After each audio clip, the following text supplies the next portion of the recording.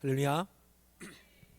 새 첫 예배를 여러분과 함께하게 돼서 반갑고 좋습니다.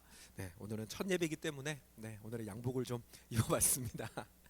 오늘은 하나님 바라시는 교회가 되기 위하여, 하나님 바라시는 교회가 되기 위하여라는 제목으로 함께 말씀을 나누도록 하겠습니다. 오늘부터 해서 또다시 좀 에베소서 본문을 같이 보려고 해요. 제가 재작년 6월 달에 우리 교회를 시작하면서 에베소서 본문을 가지고 한참 동안 설교를 했었습니다. 한 2장까지 설교를 했었는데 너무 또 한 성경만 계속 보면 집중을 잘 못하실까 봐 중간에 좀 끊었다가 오늘부터 다시 시작을 해서 어쨌든 에베소서를 끝까지 한번 가보려고 합니다. 설교에 들어가기 전에 먼저 좀 앞의 내용을 간단하게 좀 요약을 좀 할게요. 에베소서는요, 교회에 대한 말씀입니다. 여기 지문에 나와 있지만 이방인인 너희도 예수 그리스도의 십자가를 통해서 이제는 성도가 됐다, 교회가 됐다. 이방인이라고 해서 더 이상 하나님 백성에서 벗어난 것이 아니라 너희도 하나님 백성이다, 교회다라고 하는 것을 바울이 이야기를 하려고 하고요. 그리고 또 하나는 이방인도 교회고 유대인도 교회고, 하나님의 교회는 이방인이니 유대인이니 차별하지 말고 나누지 말고 십자가 안에서 하나가 되어야 된다라고 하는 것을 바울이 이야기를 합니다. 이게 이제 2장까지의 쭉 내용이에요. 그래서 에베소서 2장 마지막 절에 이렇게 끝을 냅니다. 같이 읽어볼까요? 말씀 같이 한번 띄워주세요. 같이 읽습니다. 성령 안에서 하나님이 거하실 처소가 되기 위해서 그리스도 예수 안에서 함께 지어져 가느니라 라고 하면서 2장을 마무리가 해요. 마무리를 하고 3장으로 들어가게 되는데, 근데 여러분 이제 3장에 들어와서 한 가지 이 에베소서의 특이점이 있는데, 그게 뭐냐면 3장의 이야기가 앞에서 이어져 오던 이야기의 흐름에서부터 벗어난 이야기를 바울이 하고 있더라라고 하는 것입니다. 바로 앞에까지 교회에 대해서, 교회의 하나됨에 대해서, 교회의 세워감에 대해서 이야기를 하다가 뜬금없이 3장에 와서 바울이 자기 고난받은 것, 자기가 감옥에 갇혔던 이야기를 뜬금없이 하더라라고 하는 거죠. 이야기가 한참 진행되던 중에 갑자기 딴 얘기를 하면 분위기가 깨집니다. 친구들끼리 한참 막 여자친구랑 데이트했던 얘기 막 한참 하고 있는데 갑자기 한 친구가 야, 그런데 이번 시험 본문이 어디지? 뭐 이런 거 얘기하면 갑자기 분위기가 싸해진단 말이에요. 여학생들은 그런 거 한다 하더라고요. 이렇게 교생 선생님 새로 오면 교생 선생님한테 질문하잖아요. 선생님 뭐 여자친구 얘기해 주세요, 또는 뭐 연애할 때 얘기해 주세요. 이러면 이제 뭐 교장 선생님이 막 부끄러워하다가 얘기를 막 시작을 해요. 근데 시작을 하는데 갑자기 앞에 있던 애가 손을 번쩍 들면서 선생님 그냥 진도나 나가죠, 이러면 분위기가 싸해집니다. 진행되던 이야기가 갑자기 멈추고 엉뚱한 이야기가 튀어나오면 분위기가 이상해지는데 3장의 이야기가 그와 같은 느낌을 주더라라고 하는 것입니다. 교회 이야기를 했는데 갑자기 나 고난당했다, 나 감옥 갇혔다, 이런 이야기를 바울이 꺼내니까 이 이야기가 뭔가 흐름 자체가 뭔가 어그러지는 것 같은 느낌을 준다는 것입니다. 그래서 어떤 학자들은 그런 얘기를 해요. 이거 3장은 바울이 쓴 게 아닐 거야 라는 이야기를 하는 사람도 있습니다. 왜냐하면 사도 바울이 그래도 당대에 고등교육을 받은 사람인데, 이와 같은 교육을 받은 사람이 문장을 쓰면서 편지를 쓰면서 이처럼 흐름에 맞지 않는 내용들을 끼워 넣었다라고 하는 건 상식적이지 못하다. 그러니까 요거는 바울이 쓴 글이 아니다라고 이야기하는 사람들도 있기는 합니다만은, 하지만 여러분 우리는 이 점을 알아야 하는데요. 사도 바울이 에베소서를 썼던 목적은요, 멋진 문장을 남기기 위해서가 아니다라고 하는 것입니다. 너희들에게 내가 이만큼의 지도를 할 수 있을 만큼의 영향력이 있는 사람이다라고 하는 거를 드러내려고 하는 것도 아니고, 으이구 이놈들 너희는 내가 없으면 아무것도 안 되지, 이런 이야기를 하려고 에베소서를 쓴 게 아니라는 것입니다. 사도 바울이 에베소서를 쓴 목적은요, 에베소 교회가 하나님께서 바라시는 교회가 되도록 하는 것, 그것 하나에만 바울의 모든 목적과 관심이 집중되어 있더라라는 것이죠. 여러분 사도 바울은요, 남들이 뭐라고 하는 것에 전혀 상관하지 않습니다. 오직 교회가 하나님의 뜻에 합당하게 서 있는가, 교회를 구성하는 성도들 하나하나가 하나님이 원하시는 모습으로 서 있는가에 바울의 모든 관심이 집중되어 있다는 것이죠. 그래서 자신의 문제가 교회 이야기를 쭉 하는데 당시 에베소 교회 성도들이 자신이 감옥에 갇혀 있다라고 하는 것 때문에 너무 근심을 해서 신앙적으로 바르게 성장하는 것에 자꾸 지장을 주니까, 그래서 내가 고난당하는 이유는, 믿음 때문에 고난을 당하는 이유는 이런 것이야 라고 하는 걸 먼저 설명을 해줘서 안심을 시키고 교회됨에 대해서 이야기를 하기 위해서 중간에 이야기를 끼워 넣었다라고 하는 것이죠.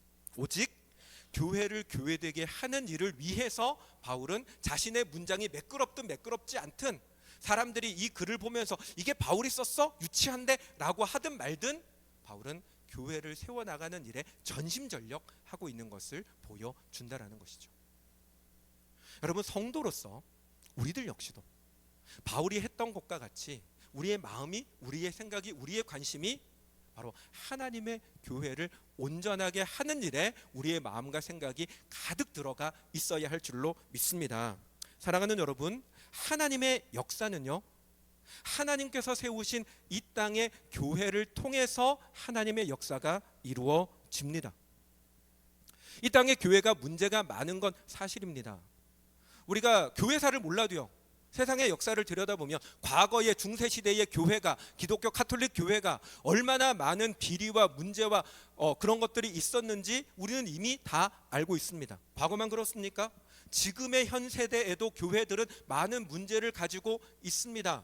앞으로도 교회는 분명히 많은 문제들이 교회들 안에 있을 것입니다. 하지만 그럼에도 불구하고 교회를 세우신 분은 하나님이십니다.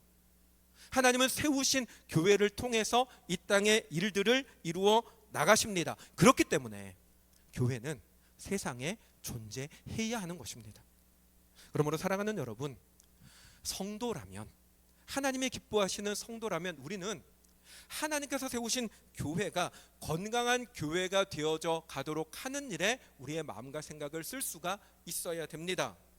교회로 인해서 상처받는 일들이 생겨납니다. 저 역시도 그런 일들은 수없이 있어 왔고, 제가 만났던 많은 분들 가운데 교회에서 목사에게, 교회의 어떤 직분자들에게 상처받거나 또는 교회가 해가는 일들이 하나님의 뜻으로부터 멀어져 있는 것 같아서 거기에 진절머리를 내고 교회를 떠나갔던 분들도 많습니다. 어떤 사람들은 교회를 바라보며 교회가 하나님의 뜻에 합당하지 못하니 교회는 사라져야 된다고, 더 이상 교회는 세상에 존재할 이유가 없다라고 주장하는 사람들도 있습니다. 그럼에도 불구하고 여러분, 교회는 하나님께서 세우신 것이고 교회를 통해서 하나님이 일하시기에 성도는 교회가 건강한 모습으로 세워져 가는 일에 마음과 생각을, 노력을 할 수가 있어야 된다는 것입니다. 교회를 부정하거나 버릴 것이 아니라, 문장을 한번 보세요. 어떻게 해요? 성도는 부족한 교회를, 같이 읽어볼까요? 성도는 부족한 교회를 통해 일하시는 하나님을 신뢰하고 하나님 바라시는 교회를 세워가는 일을 해야 한다라는 것입니다. 그래서 사랑하는 여러분, 건강한 교회를 세우는 일에 여러분의 마음을 써야 합니다. 나 한 사람 신앙생활을 잘하는 것 중요합니다. 여러분 한 사람 한 사람이 건강한 신앙생활을 해야 합니다마는 그것만 생각하지 마시고 나와 함께하는 내 성도가, 내가 속한 교회가 건강한 교회가 되도록 하는 일에 마음을 써야 합니다. 뿐만 아니라 이 땅에 하나님이 기뻐하시는 건강한 교회가 세워지도록 여러분 우리는 기도해야 합니다. 그리고 건강한 교회를 위해서 내가 뭔가 할 일이 있다면 기꺼이 나 자신을 내어서 그 일에 동참을 해야 하는 것입니다. 그렇게 할 수 있는 저와 여러분들이 되시기 바랍니다. 자, 그렇다면 하나님께서 바라시는 교회가 뭘까? 이 부분을 오늘 좀 보려고 하는데요. 교회라고 얘기를 할 때 여러분 건물만 생각하시면 안 돼요. 본질적으로 교회는 성령을 그 마음에 품은 우리 성도들 한 사람 한 사람이 다 교회입니다. 그 성도들이 모여있는 공동체가 교회고, 그렇기 때문에 교회는 건물이 아니라 함께 하나님을 예배하는 처소, 예배하는 곳, 예배하는 성도들이 모인 곳이 교회이죠. 그렇기 때문에 교회라고 하면 우리는 우리들 한 사람 한 사람을 생각을 해야 하는데요. 그래서 하나님께서 바라시는 교회가 뭐냐? 하나님이 바라시는 교회는요, 먼저 우리가, 내가, 여러분 한 사람 한 사람이 오직 믿음으로 사는 사람들이 되어야 한다라고 하는 것입니다. 어떤 상황을 만나도 하나님을 믿는 믿음으로 사는 것입니다. 사도 바울은 로마서 1장 7절에서 이렇게 얘기를 합니다. 오직 의인은 믿음으로 말미암아 살리라. 여러분, 성도가 세상을 살아가는 힘은 오직 믿음에 있습니다. 하나님을 온전히 신뢰하는 믿음, 어떤 길로 인도하시든 어떤 일을 만나게 하시든 끝까지 하나님을 의지하고 살아가는 그 믿음이 성도를 살아가게 하는 힘입니다. 여러분, 다니엘이요, 사자굴에 들어갔습니다. 왜 다니엘이 사자굴에 들어갔습니까? 다니엘이 섬기던 바벨론의 왕이 조서를 내렸어요. 일정 기간 동안에 내가 명할 때까지는 나 외에는 누구에게도, 심지어는 너희가 믿는 신들에게조차도 구하지 말고 오직 나에게만 구해라라고 조서를 내렸어요. 그 조서를 어기면 누구든지 사자굴에 집어 넣겠다라고 얘기를 했음에도 불구하고 다니엘은 늘 하던 습관을 따라 하나님 앞에 기도를 했습니다. 그 기도하는 장면을 봤던 다니엘을 시기하는 사람들이 고발을 해서 결국 다니엘은 사자굴에 던져지게 되죠. 자기가 사자굴에 들어가게 될 것을 알면서도 다니엘이 끝까지 하나님 앞에 기도했던 이유는요, 다니엘은 믿음이 있었습니다. 어떤 믿음? 나를 살게 하는 건 내 왕이 아니라 총리로서 오랫동안 여러 왕들을 섬겨왔던 나의 총리로서의 직책이 아니라 왕의 신뢰나 백성들의 신뢰가 아니라 나를 살게 하는 건 오직 하나님이라는 그 믿음이 다니엘에게 있었기 때문에 다니엘은 그 믿음으로 인해서 하나님 앞에 기도했고 그 결과 사자굴에 던져지게 됐던 것입니다. 그럼에도 불구하고 하나님은 어떻게 하십니까? 다니엘을 지키십니다. 그림처럼 사자들의 입을 막으시고 다니엘이 그 사자굴에서도 안전하게 거하도록 하나님이 지켜주셨습니다. 왜요? 다니엘의 믿음이 대단해서? 아니요. 다니엘이 하나님을 의지하는 그 믿음에 하나님께서 응답하셨기 때문입니다. 사랑하는 여러분, 하나님께서는 하나님을 의지하고 기도하는 자, 하나님을 신뢰하는 자에게 응답하시는 하나님이심을 믿습니다. 그 믿음을 가지는 저와 여러분 되시기 바랍니다. 그런데 어떤 사람들은 이와 같은 이야기를 들으면 성경이니까 그런 이야기를 한다라고 생각하기도 합니다. 다니엘 정도 되는 사람이니까 저런 믿음을 보일 수 있다라고 생각하는 사람들도 있습니다.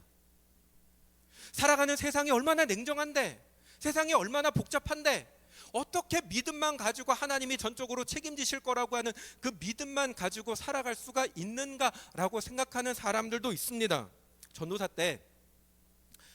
파릇파릇할 때 지금보다는 좀 덜 나갈 때 성경 공부를 교회에서 맡아서 인도를 하는데 남자분들이셨어요. 뭐 이제 장로님, 안수 집사님, 뭐 이런 집사님들 이렇게 모여서 한 대여섯 명 모여서 성경 공부를 하는데 몇 주 정도 성경 공부가 진행되면서 전도사가 성경 공부하면서 그런 얘기를 하잖아요. 믿음의 인물들이 이런 인물들이 있고 이와 같은 상황에서 기도했습니다. 이와 같은 상황에서 믿음으로 하나님께 순종했습니다. 그런 얘기를 몇 주를 진행을 했어요. 근데 어느 날 성경 공부를 하는데 믿음으로 우리 살아갑시다 얘기를 했더니 안수 집사님 한 명이 저를 보면서 전사님, 목사님, 전도사님들은 이게 문제예요. 사회생활을 해보질 않아서 현실이 어떤지를 너무 몰라. 믿음으로 살아가는 거 좋지만 믿음으로만 가지고는 살아갈 수가 없는데 너무 현실을 모르십니다 라고 하면서 타이르듯이 그런 말씀을 하시는 겁니다.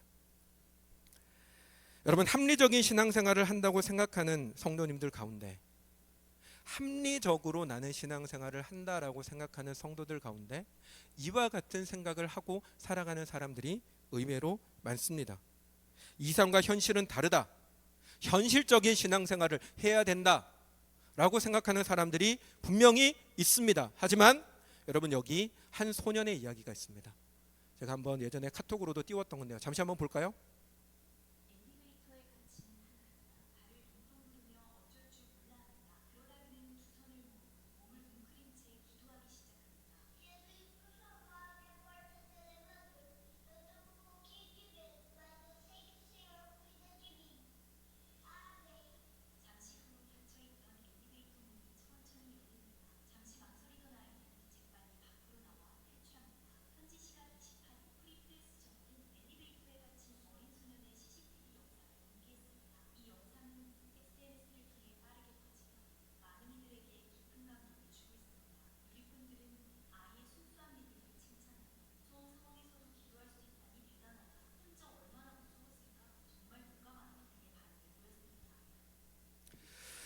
여러분, 안 믿는 사람들은 우연의 일치라고 얘기할 겁니다.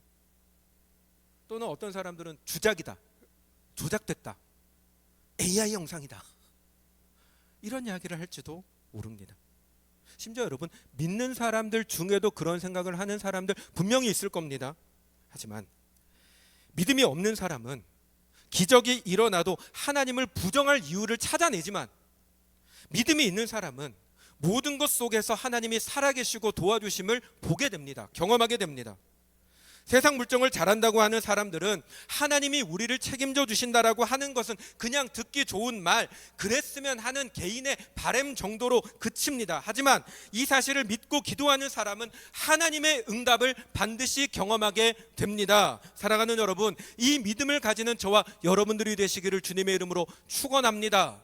하나님께서 살아계시다는 믿음, 하나님께서 나의 삶을 책임지신다는 믿음, 여호와를 의지하는 자에게 하나님께서 그의 걸음을 책임지신다는 이 믿음으로 살아가는 저와 여러분들이 다 되시기를 주님의 이름으로 축원합니다. 그래서 사랑하는 우리 성도들 모두의 삶 속에서 하나님이 나에게 이렇게 역사하셨다, 내가 기도했더니 하나님 나에게 이렇게 응답하셨다, 그 얘기가 안 믿는 사람에게는 유치한 이야기고 답답한 이야기처럼 들릴지 몰라도 그 이야기에 간증이 넘치는 저와 여러분들의 삶이 되시기를 간절히 바랍니다. 예전에 제 친구 이야기 한번 말씀드린 적이 있는데요. 고등학교 때 제 친구가 주일날 교회 와가지고 자기가 기도했더니 하나님 이렇게 응답하셨다라고 하면서 어떤 얘기를 했냐면, 추운데 이제 집에 가야 되는데 밤에 버스 기다리는데 버스를 타러 가는데 자기가 타야 될 버스가 먼저 지나가더래요. 뛰어가면서 하나님 저 버스 좀 잡아주세요 했는데 그냥 가더래요. 그래서 하나님 기도 좀 들어주시지 라고 서운한 마음에 기도를 했어요. 그래도 하나님 추운데 저 버스 놓쳐가지고 어떡해요, 빨리 버스가 좀 왔으면 좋겠어요 라고 기도했는데 그 뒤에 같은 번호 버스 2대가 연달아 왔다는 거예요. 여러분, 이 이야기가 고등학교 3학년, 2학년인가 1학년인가 제 친구 얘기인데, 안 믿는 사람한테는 우연의 일치고 어쩌다 보니까 그렇게 된 거겠지, 내지는 어디 가서 이런 이야기 하는 거 유치하게 들릴지 모르지만 그 친구에게 있어서는 하나님의 실존입니다. 하나님의 살아계심의 경험입니다. 저는 그와 같은 간증의 이야기가 여러분 모두 가운데, 우리 모두 가운데 넘치시는 그런 우리 삶이 되시기를 주님의 이름으로 축원합니다. 뿐만 아니라 또한 바울은요, 성도들 하나하나가 정말로 그리스도에게까지 자라나가기를 바라고 있습니다. 제가 성구영신 예배 때 그런 설교를 했지만, 교회는요 성도들이 그리스도에게까지 자라나도록 하는 곳이 되어야 합니다. 그래서 올해 제가 양육을 좀 빨리 시작을 하려고 해요. 나중에 광고 때도 말씀드리겠지만 새벽 묵상을 제가 마태복음을 끝내려고 했는데 일단은 그냥 바로 끝내고 새벽 묵상을 일단 좀 스톱을 하고 양육을 제가 조금 더 한 2주 정도 준비를 해서 최대한 빨리 이 양육 과정을 진행을 하려고 합니다. 양육을 시작할 건데, 근데 여러분, 양육을 하면 사람이 잘할까요? 그렇진 않아요. 신앙의 성장, 그리스도인다워짐이라고 하는 건 내가 성경을 많이 공부한다고 해서 되는 게 아니에요. 내가 뭔가 교회 안에서 여러 가지 프로그램들을 통해 가지고 훈련을 받는다고 해서 성장하고 성숙하고 그만큼의 시간이 쌓이면 이만큼 자라나 있는 게 아니라는 겁니다. 신앙의 성장은 반드시 성령의 역사가 필요합니다. 성령께서 주장하시고 도와주셔서 성령의 은혜 속에서만 비로소 자라남이 이루어질 수가 있습니다. 그래서 이 성령의 도우심을 전제로 해서 우리가 집중해야 될 것이 또 하나가 있는데, 그게 뭐냐면 하나님을 만나야 한다는 겁니다. 하나님을 경험해야, 영적 경험을 해야 된다라고 하는 것입니다. 호세아서 말씀에 이렇게 얘기를 합니다. 그러므로 우리가 여호와를 알자, 힘써 여호와를 알자. 호세아가 말하는 여호와를 알자, 알라라고 하는 이 이야기는 어떤 이야기냐면, 지식으로 하나님을 공부해라라는 이야기가 아니라, 이게 정확한 의미는 이 알다라는 뜻이 히브리어로 야다라고 하는데, 야다라고 하는 말의 이 뜻은 성적으로 아는 걸 말해요. 그러니까 부부가 성적 관계를 통해 가지고 이렇게 아주 속속들이 다 알게 되는 그 알을 말하거든요. 그러니까 이 말의 정확한 의미는 너희가 하나님을 만나서 하나님을 직접 인격적으로 경험을 해서 그분이 어떤 분이신지를 정말 속속들이 알아야 된다라고 하는 이야기인 것입니다. 여러분, 이 이야기를 사실은 제가 예전에는 다른 곳에서 설교할 때는 종종 써먹던 예화인데, 제가 처음 이제 저희 부모님 앞에서는 처음 하는 얘기예요. 아버지들이 아들을 사랑합니다. 그렇죠? 네, 아버지는 아들을 사랑합니다. 저도 아들이 둘인데 아들을 사랑합니다. 근데 아버지가 아들을 사랑한다라고 하는 걸 지식으로는 알지만 한국뿐만 아니라 외국도 다 그런 것 같아. 대부분의 이 남자들이, 아들들이 아빠가 아들을 사랑한다라고 하는 걸 직접적으로 경험한 경험은 많지 않아요. 아기 때는 경험하지만 어느 정도. 그래서 저는 그런 얘기를 해요. 아빠가 아버지가 되는 순간 아빠라고 부르다가 아버지라고 바뀌는 순간 그때부터는 어색해져요. 그렇게 되더라고요. 엄마하고에 대한 경험들은 좀 많을지 몰라도 아빠에 대한, 아버지에 대한 그 사랑에 대한 경험은 사실은 많이 없기 마련입니다. 또 아버지들이 말도 좀 세게 하고 그러잖아요. 자식 강하게 키운다고 넘어져서 울면 사내 새끼가 그거 가지고 울어, 뭐 이런 식으로 막 다그치고 이런 거 한단 말이에요. 그래서 사실은 아버지의 사랑에 대한 부분들이 아들들은 쉽게 경험하기가 어려운 건데, 저는 되게 감사하게 아버지에 대한, 아버지가 나를 사랑하시는구나 라고 하는 걸 깨달았던 경험이 있습니다. 언제냐면 군생활 할 때 처음에 이등병으로 자대 배치 받아서 가서 얼마 안 돼서 유격장 조교로 이제 끌려갔어요. 그래서 유격 훈련, 조교로 이제 훈련을 받으면서 하다 보니까 한 여름에 유격 훈련을 하잖아요. 그러면 여러분 유격장에 있는 그 이제 기구들, 훈련 받는 기구들은 그 이렇게 썩지 말라고 콜타르를 발라놔요. 검은색 콜타르를. 그러면 그게 한 여름에 태양볕에 이렇게 하면 끓어요. 막 기포가 펑펑 터져요. 근데 그거를 막 무식하게 막 타고 넘으라고 하는 거예요. 손으로 짚고 타고 넘고. 어느 날 이렇게 타고 넘었는데 이게 살점이 이만큼 떨어져 나간 거예요. 이렇게 떨어져 나가가지고 붕대를 붙이고 이러고 있는 상황에서 면회를 오셨어요. 엄마랑 저희 아버지가 면회를 오셔서, 부모님이 면회 오시면 하루 외박을 시켜주거든요. 그래서 이제 외박을 나간 거죠. 엄마는 손 이렇게 다쳤다고 막 안쓰러워하고 하는데 아버지는 보더니 뭐 사내가 그럴 수도 있지 뭐 그걸 가지고 뭐 대수롭지 않게, 그래서 뭐 아버지는 늘 그러시니까 그런가 보다 하고 어쨌든 하루 이제 외박을 하고 그날 밤에 뭐 서울에 있는 어느 호텔에서, 모텔 같은 데서 잠을 자는데 잠결에 느낌이 이상한 거예요. 눈을 살짝 떠서 보니까 아버지가 제 손을 붙잡고 울고 계신 거예요. 기억나실지 모르겠어요. 얼른 눈을 감고 자는 척했어요. 근데 그때 저는 알았어요. 우리 아버지가 말만 저렇게 하지 진짜 나를 사랑하는구나. 아버지에 대해서 서운한 거 얘기하라 그러면 수없이 얘기할 수 있는데 저희 아버지가 계시니까 하는 말입니다. 수없이 얘기할 수 있는데, 근데 그 모든 서운하고 때로는 꼭 저렇게까지 하셔야 되나 라고 싶은 부분들이 있음에도 불구하고 그날 그때 찢어진 내 손을 바라보고 울고 계셨던 아버지에 대한 기억이, 근데 그게 진짜인지 사실인지 잘 모르겠어요. 꿈일 수도 있는데 그 기억이, 아버지가 정말로 나를 사랑하는구나. 지식으로 아는 게 아니라 경험하여 아는 사랑의 경험이 되는 거죠. 하나님도 마찬가지입니다.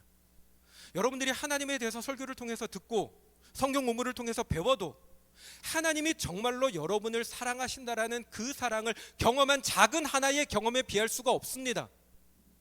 사도 바울이 빌립보 감옥에 갇혀 있을 때에 하나님께서 그의 찬양을 들으시고 구원하셨던 그 경험은, 내가 빌립보 감옥과 같은 저 깊은 바닥에 떨어진 그 순간에 하나님이 나를 외면하지 아니하시고 나를 보셨구나, 들으셨구나 라고 하는 것을 경험했던 그 작은 하나의 경험에 미치지 못한다는 것입니다.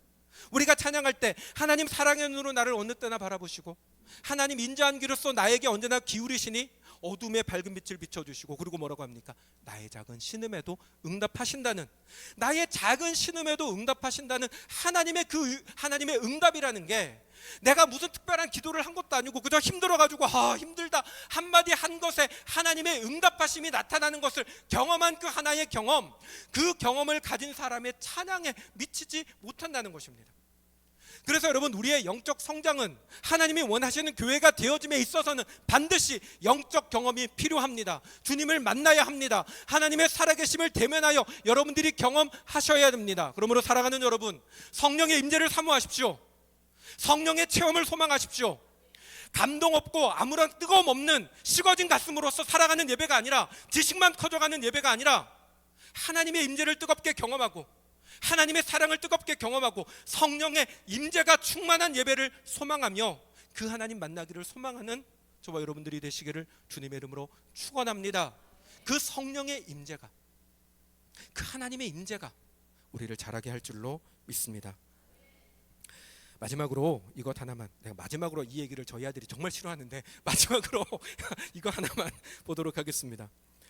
여러분, 사도 바울이 자기가 감옥에 갇혔다라는 이야기를 하는 이유는요, 믿음 때문에 고난 당하는 게 어떤 것인지를 에베소 성도들에게 알려줘서 그들이 흔들리지 않도록, 믿음의 시험에 들지 않도록 하기 위해서 이야기를 하는 거다라고 말씀을 드렸습니다.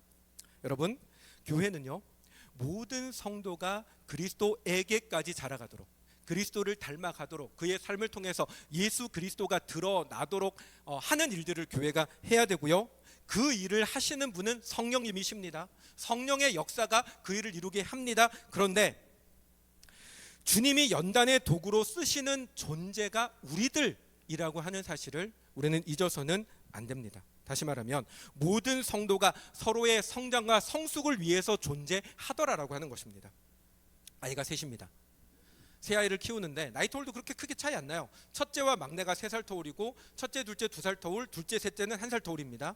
비슷비슷하게 컸어요. 근데 키우는 방법이 아이마다 다 다른 것도 아닌데 애들을 키워보니까 다 달라요. 성격도 다 다르고, 먹는 음식도 좋아하는 것도 다 다릅니다.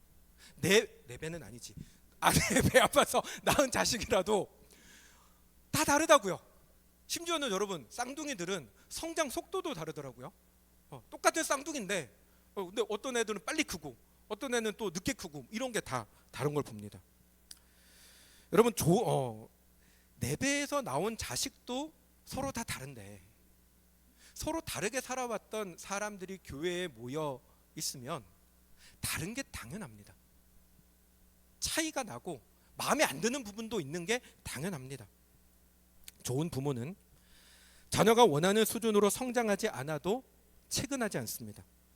자기가 정해준 기준에 맞추라고 하지 않습니다. 좋은 부모는요, 기다려주고 격려해주고 도와줍니다. 물론 우리가 서로에 대해서 부모는 아닙니다. 하지만 우리의 아버지 되시는 하나님께서 이미 우리에게 그렇게 하고 계시고 우리에게 그렇게 하기를 원하십니다. 여러분, 우리는요, 우리는 누군가 나에게 잘못하면 버럭버럭 하잖아요. 나는 잘 참는데요. 참는 거지, 속에서는 열 나잖아요. 못 참다가 터지니까 이게 튀어나오는 거지만, 안 참아도 속에서는 막 올라오잖아요. 근데 여러분, 하나님께서 우리에게 잘못할 때마다 하나님이 그렇게 버럭버럭 하시던가요? 아니지 않습니까? 하나님이 우리가 뭘 잘못할 때마다 버럭버럭 하셨다면 살아남을 사람이 있겠습니까? 베드로서 3장 9절 말씀에 같이 읽을까요? 오직 주께서는 너희를 대하여 오래 참으사 아무도 멸망하지 아니하고 다 회개하기에 이르기를 원하시느니라. 하나님께서는 우리에 대해서 오래 참아주고 계시잖아요. 하나님 기다려두시지 않습니까? 하나님께서 우리에게 조급하게 채찍질하면서 저기까지 가야 되는데 언제 갈래 하면서 채찍으로 계속 때리셨다면 여러분, 불안해가지고 어떻게 살아요? 근데 우리는 늘 채찍질 하잖아요. 아닌 척하면서 채찍질 하잖아요. 심지어는 망아지에게조차 빨리 달리라고 채찍질 하잖아요. 말은 때려야 잘 간다고. 하지만 이사야 30장 이렇게 말씀합니다. 그러나 여호와께서 기다리시나니, 같이 읽어요. 이는 너희에게 은혜를 베풀려 하심이요 일어나시리니 이는 너희를 긍휼히 여기려 하심이라. 여러분, 하나님 우리를 기다려 주십니다. 근데 하나님 일어나실 때도 있어요. 그러면 잘 기다리다가 일어나니까 뜨끔해가지고 무서운데, 일어나시는 이유가 뭐라고요? 긍휼히 여기기 위해서 일어나신다는 겁니다. 긍휼히 여긴다는 게 뭐예요? 잘 안 되면 도와주시려고 일어나신다는 겁니다. 여러분, 하나님께서 우리에게 그렇게 하시는데, 기다려주시는데, 오래 참아주시는데, 힘들어하면 도와주시는데, 그 사랑을 받은 우리가 우리의 이웃에 대해서, 함께 교회를 세워나가는 성도들에 대해서, 무엇보다 가장 가까이에 있는 사람들에 대해서, 내 아내에 대해서, 내 남편에 대해서, 내 자녀들에 대해서 우리가 마땅히 그렇게 해야 되지 않느냐는 것입니다. 교회는요, 주일날 모여서 예배드리는 여기만 교회가 아니라 여러분의 가정도 교회입니다. 여러분이 예수 그리스도를 섬기는 부부가 교회입니다. 예수 그리스도를 섬기는 부모와 자녀가 교회입니다. 그러면 남들에게만 잘할 것이 아니라 가장 가까이에 있는 사람한테도 마땅히 오래 참고 기다려주고 도와주는 것, 그게 하나님께서 우리에게 원하시는 교회의 모습이라는 것입니다. 말씀을 마치겠습니다. 사랑하는 여러분, 올 한 해 우리 교회가 정말로 하나님이 원하시는 교회로 자라나기를 간절히 원합니다. 숫자가 많지는 않아요. 우리 교회는 많지는 않지만 적을 때, 사람 숫자가 적을 때 정말로 하나님이 원하시는 교회가 뭔지를 제대로 알고 제대로 함께, 저 역시도 여러분들과 함께 성장해가는 그런 한 해가 되기를 원합니다. 이를 위해서 함께 기도하고 함께 애쓰는 우리 모두가 되기를 주님의 이름으로 축원합니다. 아멘.